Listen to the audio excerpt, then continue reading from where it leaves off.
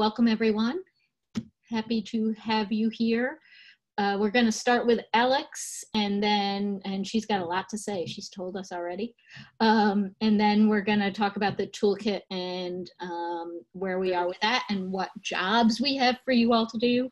And then Marika's going to talk about the blog post coming up, and then we'll see what questions you have, and then we'll be done. It's a quick hour. So I'm going to get us started with Alex. You are up. All right. Can everyone hear me okay? Okay, I'm going to start with sharing my screen. I've got just a little presentation. This is what we used at our launch party, and then I just added a few things in here as well. And I can never remember where stuff is once I start sharing a screen. So you can find the share screen, right, at the bottom of the screen? I thought I hit it. I did not. No, it's not. Okay. How about now? There. Yep. Cool. Okay. So our program that we did here over at Meridian Library was called Mighty Girl Coders. I know I've talked about it a little bit already. So our idea was to build a website in 3 different phases. So we started with the youngest group and then ended with the teens. And we wanted to teach different computational thinking concepts as we went along. So with the grant, we purchased enough laptops for everybody to be able to work on a bunch of fun robots. We paid some teen mentors to come in and help with us. And we also sent books home with everybody, which ended up having, I think, one of the biggest long-term impacts as far as affecting whether people are going to pursue computer science or not. I'll come back to that. We have some survey results. So we initially had planned on bringing in outside educators to lead all of these programs for us. We had a lot of people in mind, but then with the timing, we decided we were starting in November.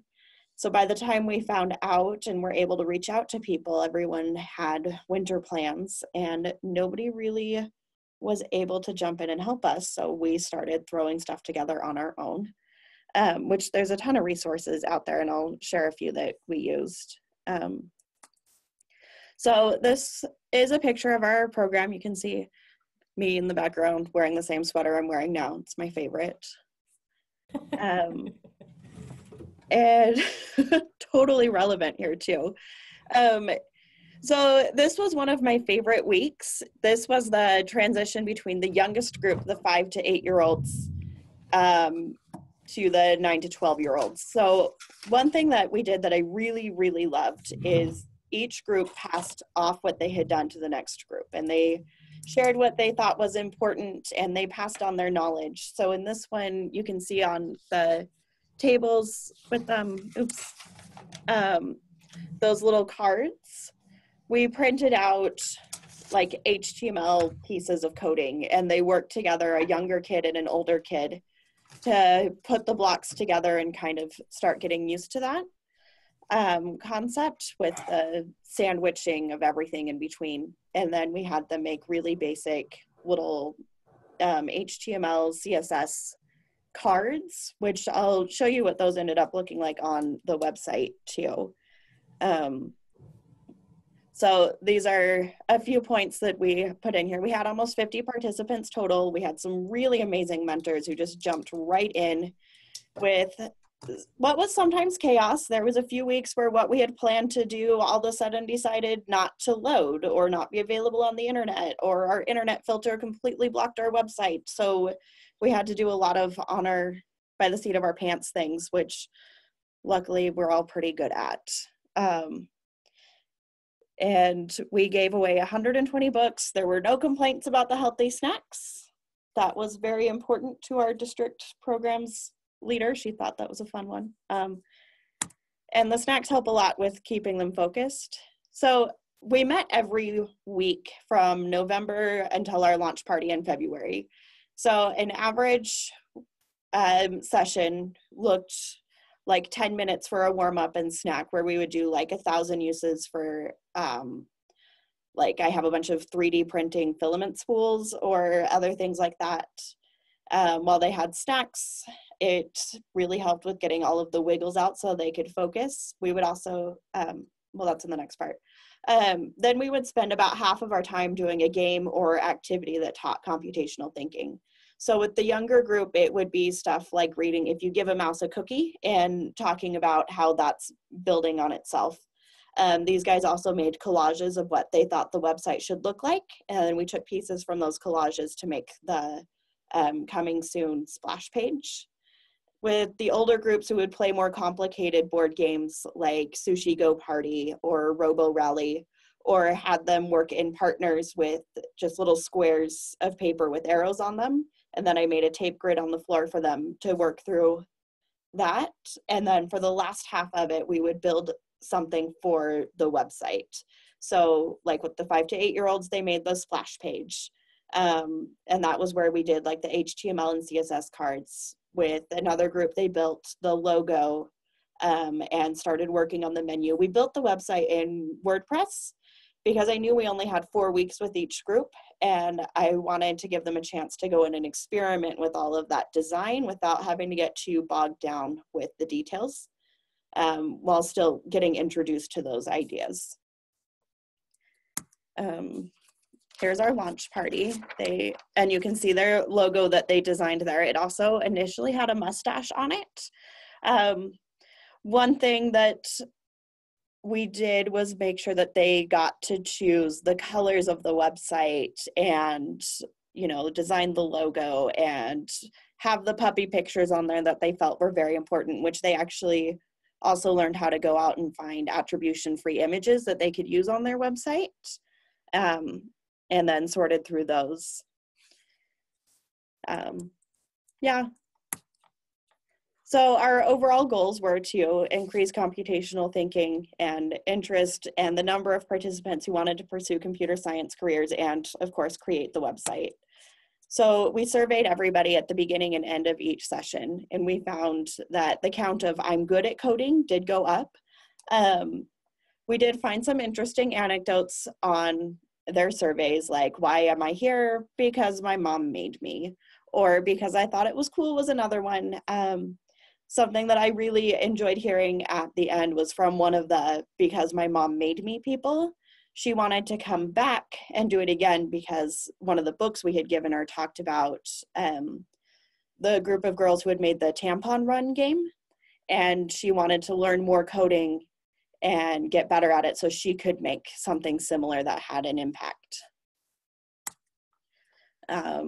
Here again is just some more survey results. We did see an increase in the number of people who liked coding instead of I'm not sure.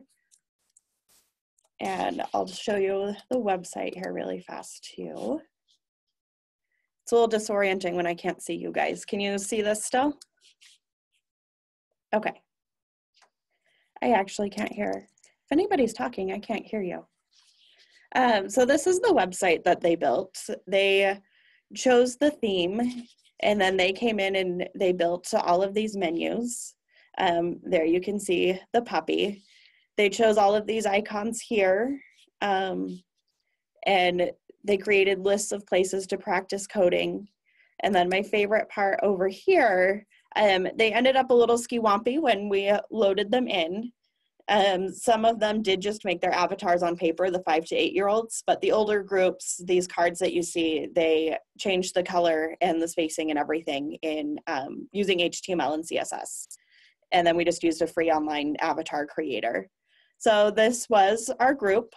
It's also interesting to see their own representations of themselves. And they have really great little stories about themselves in here too. Like, I like hamsters, and this picture is my character in a game. And a lot of them, especially in the 5 to 8-year-old things in their About Me section, before we'd even started on it, said, I like to code. Or I like reading and code is cool. Something along those lines. They also really liked robots, which is why our launch party was robot themed.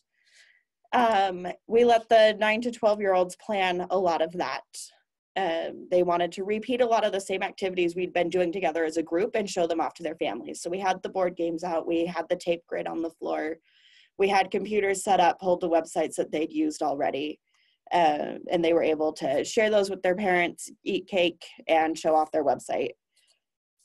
We did have one fun, interesting encounter, because, you know, you got to share the bad stuff too. There are YouTube videos that we had loaded up based on the nature of some other videos that had been watched in our building.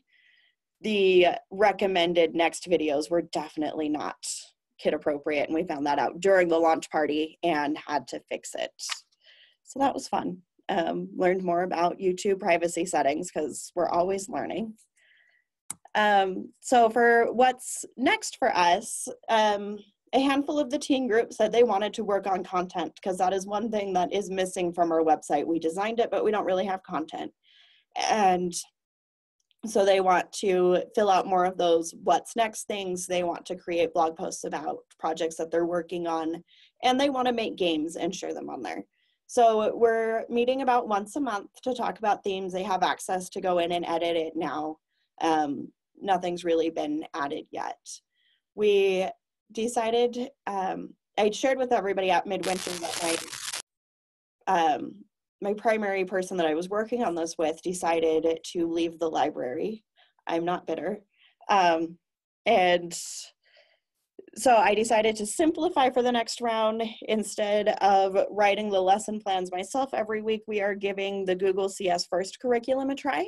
And we added in additional classes, because we found that we had a wait list every time and we weren't able to accommodate everybody who wanted to come in. So now we're doing 3 different Google CS First classes every Thursday for different age groups. One of them is also bringing in Cosmo the robot into a lot of it. He's a really fun one that you can program in Python, but he's also got the drag and drop code on the app for it. You need my next page notes. We also brought over puppy coders, which was something that was on another one of our branches. It's mostly drag and drop coding with different robots, and it's geared towards the 4 to 7 age range. So that one's weekly on Fridays now. We're doing some additional summer camps. We have a family coding workshop, and then I applied for the Aspire IT program as well, and found another mentor for my current programs, and I'm working with another one to create a program for this summer, continuing with the Mighty Girl Coders stuff. I'm also working on adding in some adult classes through Boise Codeworks. It's a local coding boot camp. Someone I went to high school with just became their recruiter, so I was able to say, hey, friend, let's talk about how we can work together. And so they'll be doing classes here over the summer. And then there's another nonprofit that we've been working with as well. So that's all I have to say here. How do I stop sharing? Stop sharing right there. Any questions?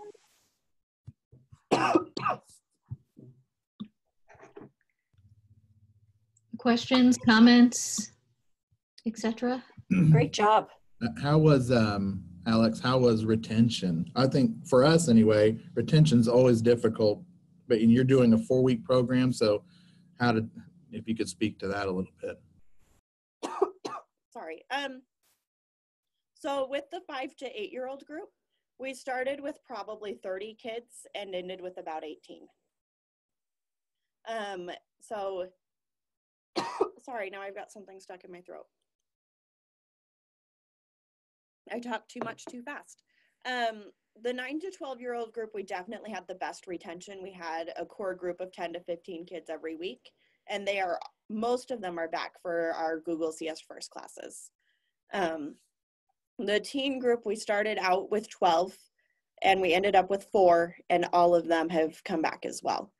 Marika, to answer your question, it's about similar. We don't do a lot of programs that build on each other because of the retention rate. So 4 weeks was a good number. Yeah. Sorry. And then I have in this bag here just the little, the cards that we used if you guys wanted to see those. They're just colored paper. It took about 10 minutes to make them in Word. And then we also, when we were talking about the design, I created these little pieces of paper so they could build the website just physically in front of them first. Experience facilitating this kind of activity. I hadn't done a lot of children's programming. The library I'm at is focused towards adults. So I've been doing like Mighty Makers once a month, just fairly similar. So I didn't have a lot of experience. I had a lot of people that I could ask questions to, and people who ask good questions, which I think helps a lot. I did, like years ago, I was part of a homeschool co-op and I did a weekly craft, which was probably the closest to something like this, and then family make it programs on the weekends. For the mentors, we emailed the Girl Scouts. We have a tween advisory board.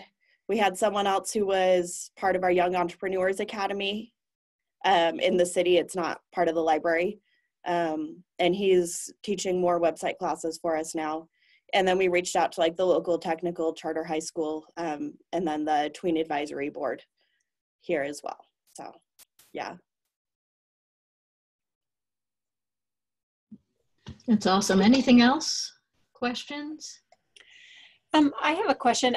I'm intrigued by the younger kids' involvement in this project, because I think it's kind of cool that, you know, at least 18 came to all of those programs or close to that, because I think typically those younger kids, in my limited experience, respond better to something that, you know, has like a very obvious cause and effect, a very tactile piece. And so I think it's interesting that you had them involved in a website design project.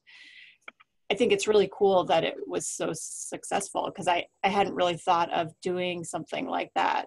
And now you have me kind of thinking that over a little bit. Well, cool. Yeah, it was fun. Our plans for the 5 to 8 year olds were definitely more complicated than what we were able to actually achieve with them, but they had a lot of fun. And definitely the best part was when they got to teach the older kids what they had been learning already. And the older kids, even if they already knew it, totally went along with it. It was great.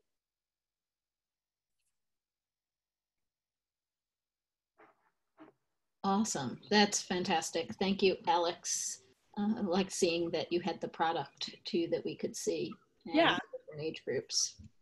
Well, cool. Yeah, it was fun. I'm Thanks. excited to see what they do with it next with our group that wants to keep adding content. So We are too. yeah.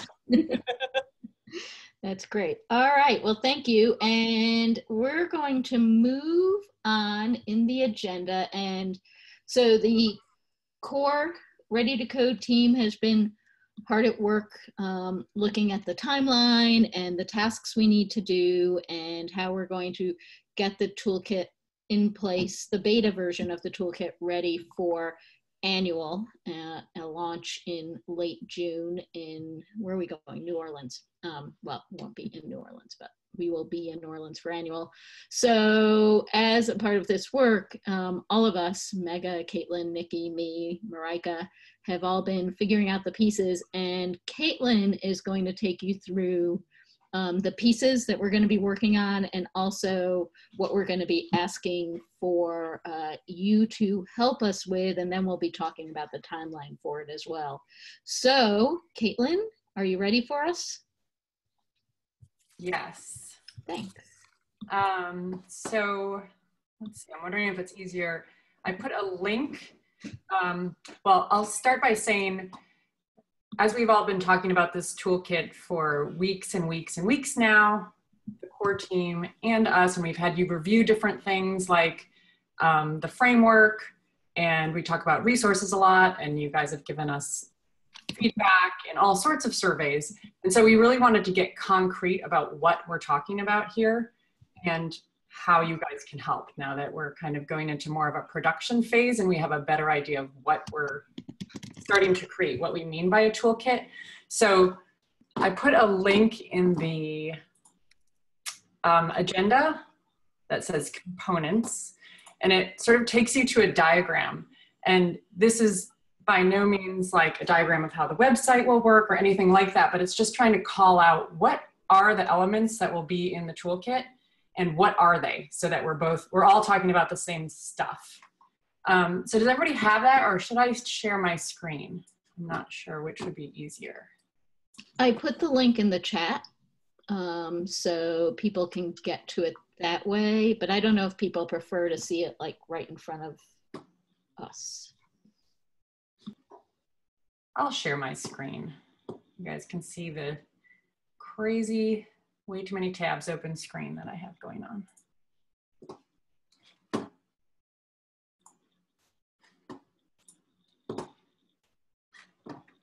Did that work?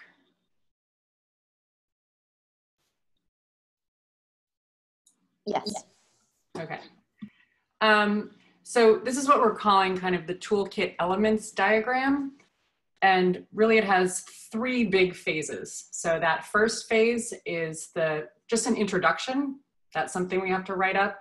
And then also kind of the big ideas for RTC. So what is the mission and vision here? What do we mean by computational thinking? So that's that first level, just really letting people know what this work is, why it's important, and connected to libraries.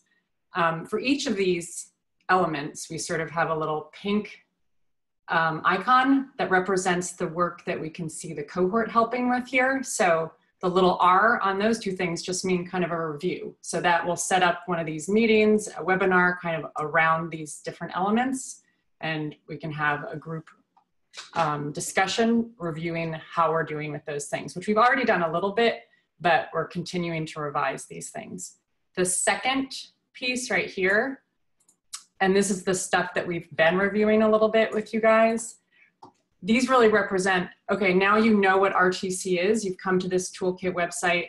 Now, you know, what is it in depth? What is it, why does it matter to libraries? How do I see my own library in here? How do I get a sense of how I should participate in something like Ready to Code? So we're kind of identifying the second level as ways for library and staff to see themselves and their libraries reflected in RtC and or be inspired to participate. So it's sort of that level between what RtC is and the resources we're hoping to provide people with. It's sort of like more nuanced information. So we've talked about the RtC framework, right? That has the 5 different dimensions and then levels. And we've talked about personas, so some sort of more formative description, rich description of particular libraries that could really resonate with people. So it doesn't just seem like, oh, it's just these libraries that have experts in computer science, that's not me. And then through those pieces, you can really dig down into the third part, this curated resources. And this is where the meat of things are, but we're hoping that second level really helps people to know how to use these resources that we're gonna be coming up with. And the resources, the more we listen to you guys and the more we have these discussions and find out what you're doing in your programs, we're kind of separating them. And again, this is not set in stone yet, but 3 different things seem to be emerging. They're sort of the material resources. So what are those tools, software, hardware that you're using in your programs, books, anything like that that's coming up. That's what most of you have been reviewing when you submit one of those reviews of something. It's mostly that kind of thing, a tool that you've used. A second kind of resource that we want to put in here is something we're calling a strategic resource. So this is like more case studies of how somebody went maybe from a level 1 to a level 2 in community engagement. So it's stories from the field of sort of that are targeted toward RtC in particular, how you can overcome strategies like you having really hard time recruiting. So kind of trying to identify ways people can move up in the framework and address challenges we're hearing coming up from you through these kind of case portraits. And the case portraits, of course, would link to tools. So what did you use to get there? Whether it was flyers, whether it was all those sorts of things. And then the third kind of resource we're calling ideational resources. And this is like just people want to know what this looks like. And all of you are creating things like blogs or podcasts or interviews or just videos from the field. Those kind of things should be resources too, and can be linked to all sorts of things. But just that seemed like a third kind of thing that might give people ideas and really let them hear from you guys what you're doing. So as you can see, the ways we're hoping that you can help out, and we'll kind of scaffold this for people. The R's are just reviewing and giving feedback, and we're going to set up, most of our webinars will be set up around that. We'll really lead you through that, maybe give some activities and have discussions. The curated resources we really are going to need your help with over the next couple months. One is really developing, I think that tagging and searching and sorting piece is going to be really key. So helping us to come up with what those tags are that would be useful for practicing librarians, and helping us maybe in groups to tag certain things you have expertise in. So maybe there's a group that's really doing a lot with younger kids, K through 2, that group could go through the resources we have and tag them and say, yeah, this totally resonates with something that would be useful for us. So we're kind of figuring out how to do that, but we think it may be kind of splitting you up into expert groups around certain themes that we want to tag for. And then these strategic resources, because these stories are from you, because we're hearing from you ways that you're addressing challenges, ways that you're increasing your RtC dimensions, whether it's trying to really engage the community, trying to do more with outcomes-based assessments. We're trying to figure out how exactly to manage this piece, but we really want those stories to be written in your voice. So we might tag or kind of connect with some of you, or maybe we'll have a sign-up sheet, but kind of emphasizing maybe just a little paragraph where you describe it in your own words. What did you do? And we're hearing this from you. We know who's doing what, but we might pull you in to help us with a little writing there. And they'd just be really short little paragraphs, something like that. So now I'm going to stop sharing. How do I do that? Uh-oh. Oh, I see. And that was a lot, I know, but if there are questions, we can sort of go through those before we move on to more detail. I was just at our state conference and did a 5-minute Ignite session on our Ready to Code initiative. And I was one of like 6 or 7 people talking about different things. But the first question I got was, I'm kind of curious about this, but I'm wondering about community buy-in. And I think there are 2 things that for me that came out of that. One is really how to talk about computational thinking in 1 minute. Yep. So that kind of elevator pitch, because really I had 1 minute to explain what it was to a group of people who hadn't really been thinking about it very much, even though they're all in libraries. And then the second piece was, the buy-in, the community buy-in, which I found very easy to talk about, but that was like the #1 question. So just kind of going forward, I think what you have there is great, but I think that is going to be kind of a big response. And to me, I feel like that needs to be up in that mission vision. That's why that is at that top level, because we've been hearing that a lot, and we heard that in phase 2 also, is like, that has, even before, to get people to go deep enough to find resources and do this work, we have to sell that high. And I think that getting this cohort to really make that mission and vision and description of what we mean when we're talking about computational thinking up front there is going to be so important. And we probably have some work to do there, but I thank you for saying that, because I think that's coming out of the evaluation of both, is that this cohort we have, right, is so unique because you guys are already interested in doing the work, but if we want to broaden it to people who aren't already interested, that has to be sold up high. And I think what's interesting about that is that I don't think the buy-in question is so much with the actual people in the community, the families in the community. I think it's, kind of the gatekeepers, the librarians or administrators, or that piece, because I think you know, as each week where we hear about these amazing projects that are kind of all over the place, I think everybody's engaging their communities in some way. I think it's really, yeah, those gatekeepers who just need, you know, sound bites or whatever, just to go, oh, I get it. In your, I'm thinking more about the soundbite, like I'm wondering if people talking about it should go up there too. Like it's not just a description. Like I'm wondering how we get, and we can kind of continue to talk about that, but I think that's right, that how do we put that information up front in a way that will capture.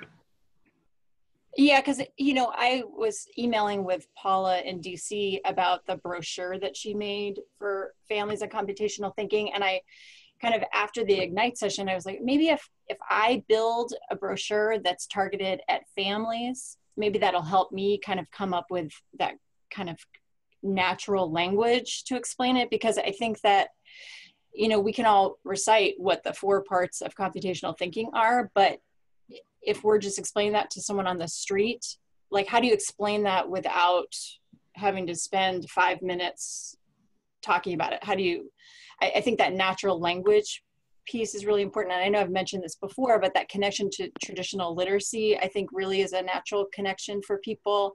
But some, you know, and maybe it's 2 or 3 sentences, but just a real natural language way to describe what computational thinking is. Because I think as soon as you do that, everybody is all in.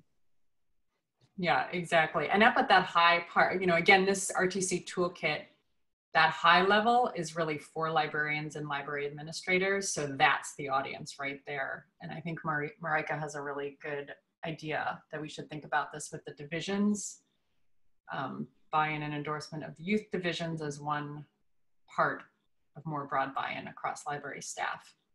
Yeah, and policymakers, I mean, you know, policymakers need that natural language too, so that they can turn around and recite it to somebody. Yeah, I mean, I was just talking to a friend of mine who is a teacher. We were kind of talking about some of the kids who have computer science experience but don't have computational thinking skills. And, you know, she said, yeah, because it's not being taught in most schools because they're, you know, and we were just kind of coming up with easy examples. And so as I said, I think the community buys in as soon as you start talking about it, but it's giving, you know, that language or those tools to the people who are. Right. And I think in the material resources and tools section, and maybe it's a strategic brief that links to these, is like, okay, here are what language you use when you're talking to parents to describe what language you use when you're talking to the community to try to get mentors. Like all of those are slightly, but I think that keeps coming up again and again. Yeah, but all in all, I think you're getting at it with that document. I think it has a nice flow to it.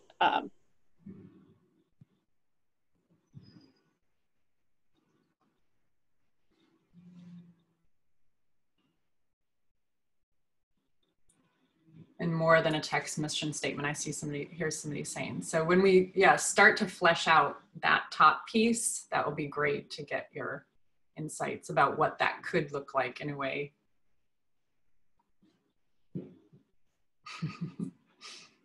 Claudia's been nominated to lead the working group to see, we're all about working groups. Watch what you say or else you'll be nominated. And Jason do you see Jason's question about how should the ideational resources be tagged? And this is sort of, so as we now are entering this more defined workspace, the tagging system, and we're hoping to recruit you guys to help since everybody's has expertise from their library backgrounds, but kind of we're seeing that those ideational resources could be linked to different strategies people are using, different tools, you know, so if somebody's talking about one of their programs and they happen to use Scratch Junior, that could be linked from there. So there's all sorts of, or just age, you know, was this story from a rural library? Is this story about younger kids? Is this story about, so we're not we don't have the tagging system yet, but we're hoping to recruit all of you to help in thinking about that. What Yeah, and would be the way you wanted to search, right? What would be the way it would be helpful for you? yeah, this is the tagging will identify what comes up in that filtering mechanism that we've been talking about. So when a library staff member goes into the toolkit and they want to search for these specific resources or strategies, then they can put in Caitlin just said age group or yeah, kind of girls, you know, target beneficiaries or 1 hour activity, things like that. Those are the different tags that we'll be looking for you all to help develop. And I think they will always be tagged with something like, hopefully they will all fit with some piece of the RtC framework. It emphasizes community engagement, it emphasizes this, and some basic program type or library type. But it could be much more extensive than that. So yeah, I think all our brains will hurt, but. Are you looking for, in addition to that, and I guess what we're talking about, or we're talking about maybe as a database, but looking at the and what you spoke to on the resources. Idea resources, that's it. It talks about, you know, the blogs and the podcasts and other things. Is there a specific, and I was envisioning like a specific social media tag. So where people are, like for me, when I use Twitter, I look for those tags that resonate to a specific program. Are we just still using just the ready to code, or are you envisioning something different? Huh, that's a good question. Because the way I read this, the resources, again, if I'm interested in ready to code, I might search for that code or that tag on whatever social media platform, and I'll see, you know, those podcasts or those examples of what other people, real world examples of how people are using it. Yeah, so it's almost like tags used outside of our internal database. How are we tagging things? Right. Right. Yeah, that's the way I read it. Yeah. I think we could inform each other, right? So that social media kind of tag could inform our tags, and then if we start disseminating using those tags, just, and I don't know other word besides inform each other, but I think that's a really interesting question. Yeah, I think Caitlin's diagram is specifically talking about tagging the database and how that comes up, but I think that's an interesting thing for us to consider if there's an external. Well, I'm thinking, again, just like when you go to a conference and they have an official tag, Mm-hmm. I think it would help if we also had official tag that we were all on the same spot. So again, for me, if I did, you know, someone put up a video, I don't remember now which one of us did, but of their class doing Unity on YouTube. So if that was tagged and someone's trying to get more information about the program, I think it's reasonable that they'll search that tag. I mean, that's what I do. If I'm interested in other conferences, I'll find their official tag and follow that way as well. Right. Cassidy just kind of seconded that, like, social media is the initial database or resource that people are turning to. So I think if we could make it talk to each other, that's super interesting. I think we've been thinking of it as our internal toolkit database, but I think as we're developing our tags and sorting systems, I think that's a really good thing to pay attention to, since that's the original practice that people are doing right now. And I think a lot of them will cross over ultimately. I mean, it's like what Jason's just talking about, you know, when you search for girls code, you know, that's going to be an obvious filter. There might be some others, but yeah, no, that's a nice connection.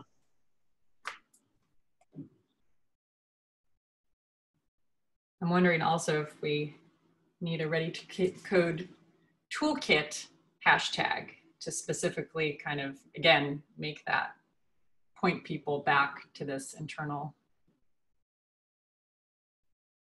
You know, and then one thing is that, again, when you're following those tags, you have the main organization or entity that also is included in that. And so, again, using the conference model, I'll see the conference association. And so then I know, hey, I can click on them to get the next level of information that I need.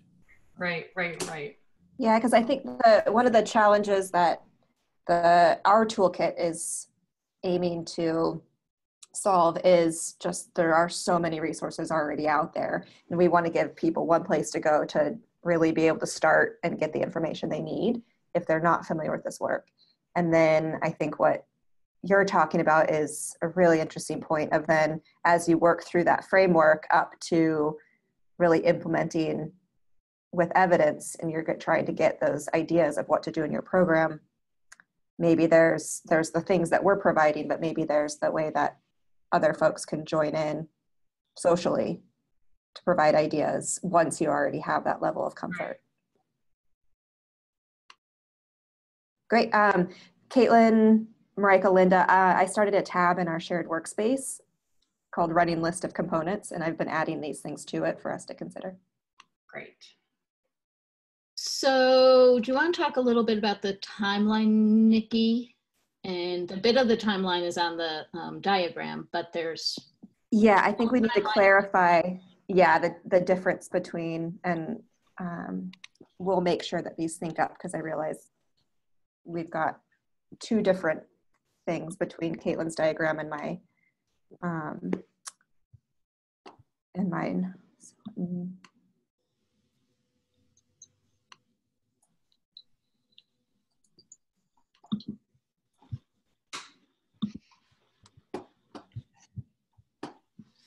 Okay.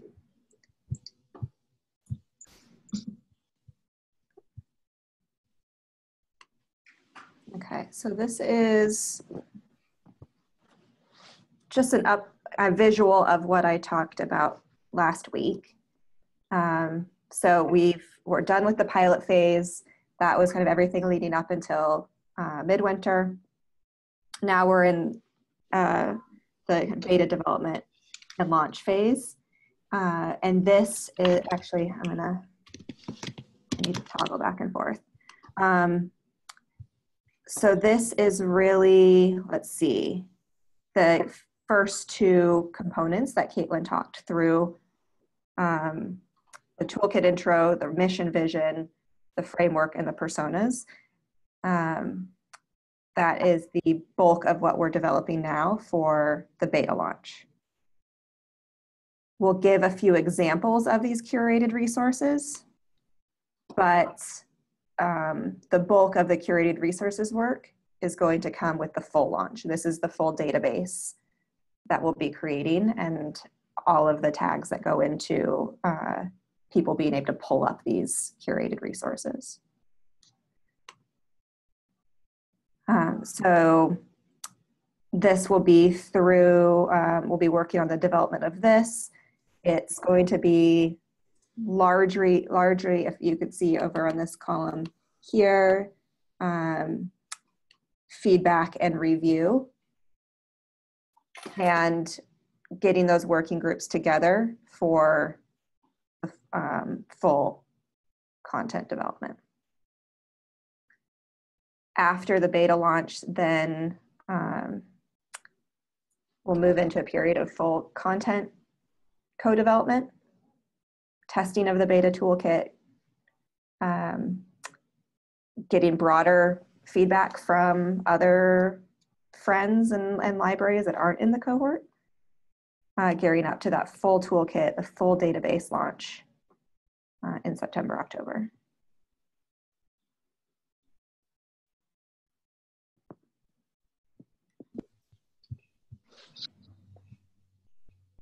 And I think that some of what will happen in the April-May timeframe will give us a sense of how much work and what's required. So we're going to be getting feedback from the outside world when we do the beta launch, but also we can have feedback from you April, May, and after about like what works in terms of getting the resources together and tagging and where we want to go with the help that you're going to give us once we do an even test run of this first timeline and these different pieces to it. Any other questions about that? So next week, I think part of what we're gonna do is talk more about this and maybe do some more brainstorming about the groups and who wants to be involved in the groups. I'm being deserted next week, I think. Caitlin won't be here, Nikki won't be here, Marika won't be here, am I right? So we'll just have a party and plan things out a bit more. They'll be sorry. And then we do have a more complete timeline that's just filled with lots of stuff that we're all working from, and we're going to keep working with you and asking you to help us and follow through. So every week we'll have something. We won't make you do something in a week. We'll give you time, and we also will be really specific about what we're looking for. Yeah, and I'd say just to think about in the next week, I think generally the roles will be leading working groups for, I think we can organize those around the different Ready to Code concepts. So community engagement, youth voice, family engagement, things like that. And then helping then to curate and develop the content by separate by age group or whatever, we'll figure out what works the best, and then also reviewing content. So there's going to be various roles to consider signing up for. Yeah, and actually, as you said that, Nikki, during the next week, think about what most interests you and what the diagram shows, the kinds of things Caitlin highlighted, and where you might be able to help the most, and what you're most excited about. And we can, work on the groups in that way. Yeah, and this will be for leadership, adding your own content to, and reviewing other folks' content, probably. And one more thing, Nikki, we just are like, just also, we may call on people to say, oh, we noticed you did this, or, you have experience with this or whatever. So we might you may say, I'd love to do this. And we might also say, oh, we think you'd be really good at this too. So be open to that. Lots of hats to wear. Right, exactly. Marika, do you want to talk? Not do you want to, Marika? It's time for you to talk about blog posts, etc. Okay. I was going to add one thing on the strategy brief in that bottom resources little box, that we're working on a template for that. And I'm not sure that we specified it. And if we did, I'm sorry for repeating it. But so the part about the writing that we would look to you all for is really the story about your program, right? And I think that the working groups will help identify which programs we would highlight in those.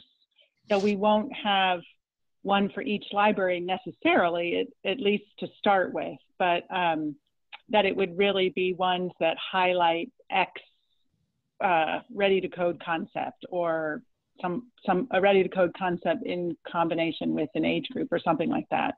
And as you can tell, it's not set yet, but I did want to say that these will be kind of regularized, but the part that will be unique is the part that describes the library program, right?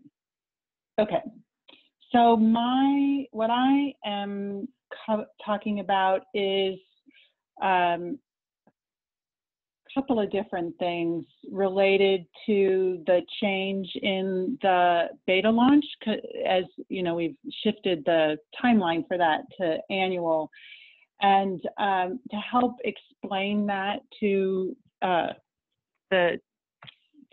because I'm home and it's snowing out and it's warm inside, my cats are crawling all over my computer. I'm sorry, wait a minute.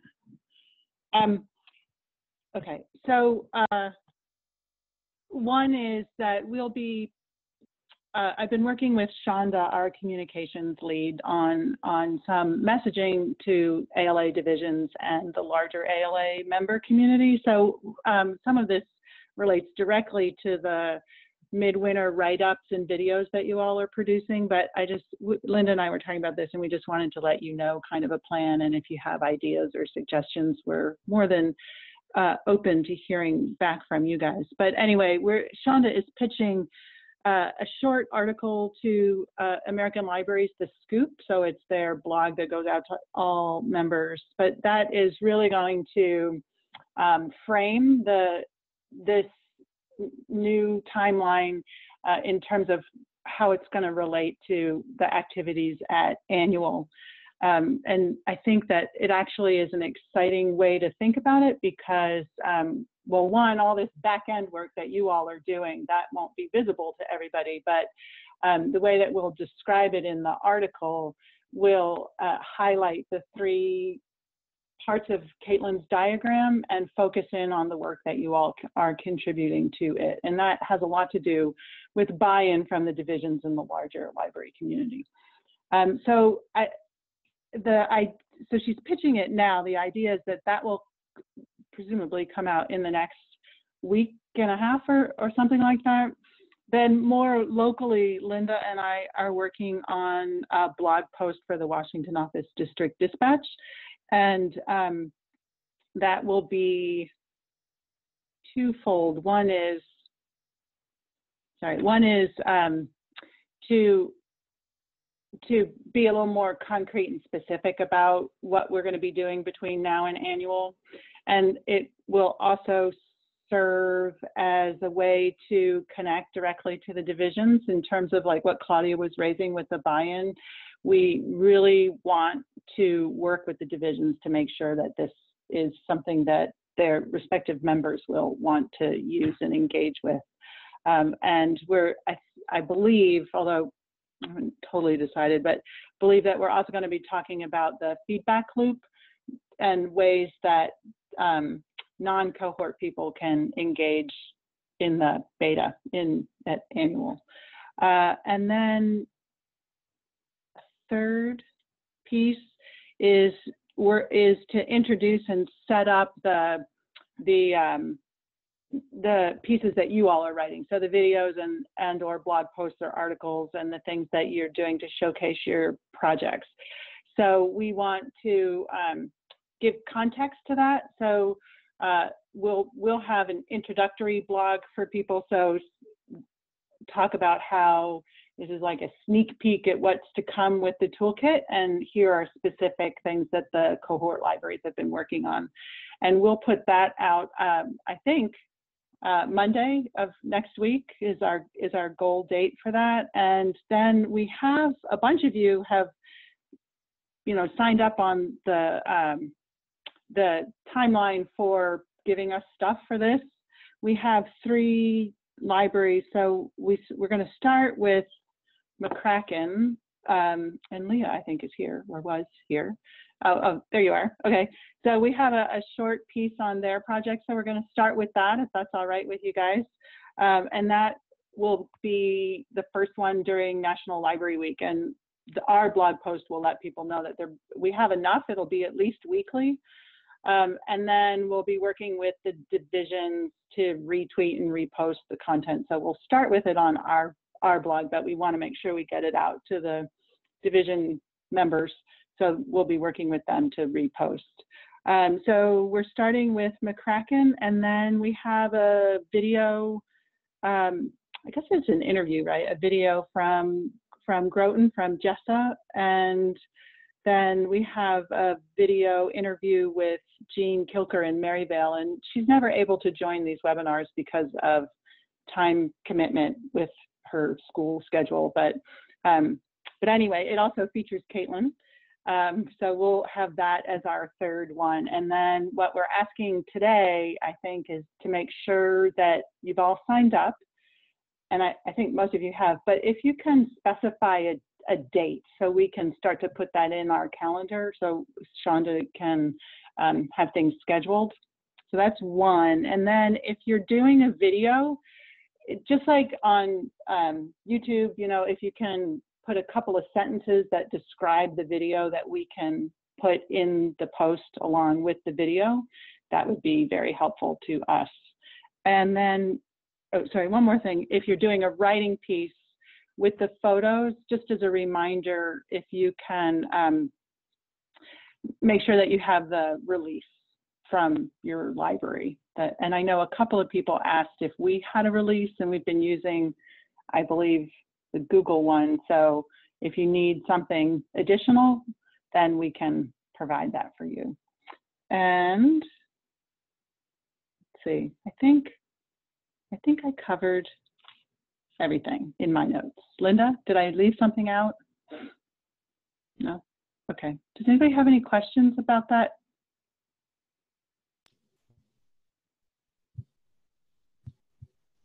No? Okay. Wait, one thing. I did think of something.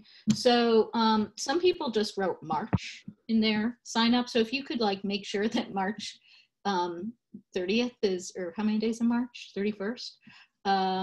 That if you're going to make that, that would be great. If not, just let us know, since we are trying to schedule these week by for the next several weeks over April, May, and early June. So it'd be great to have a sense of when things are really going to come in.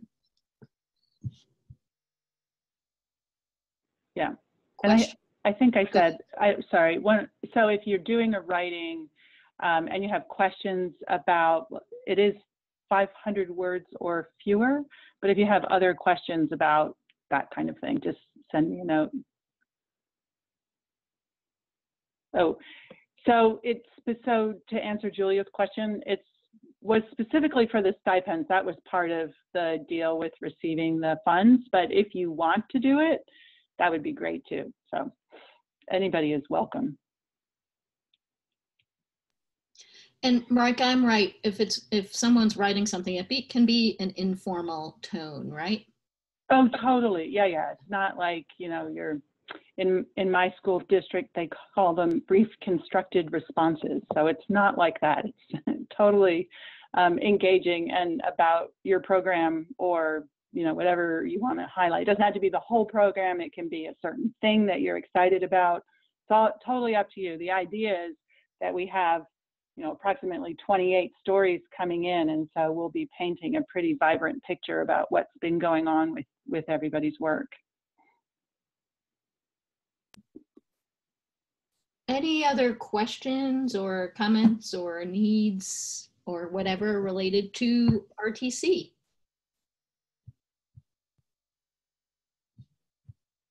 We're all good? All right. Any of the team? Caitlin, Nikki, Marika, any last words? I'd just say the reason why I'm going to be gone and Mega are going to be gone is because we're going to be presenting about the Ready to Code project at the iConference next week, along with 2 faculty members and a library who was part of the YX program. And we're focusing on 2 different aspects of it. One is definitely about the LIS program or project part that we did, but we're also going to be talking about this work that you all are doing as well. So we'll be highlighting what's going on around building the toolkit and building the community of practice, and how this work is resonating with you all and things that we've been learning from you. So, and we'll have a short article afterwards that I'll share with everybody. But anyway, it's great to have the opportunity to talk about what's going on with you guys. So we'll be doing that next Tuesday. Great. Thank you. And thanks everybody for being here today. If you do have any follow-up thoughts or questions about the diagram and the toolkit plans for the next few weeks, let us know.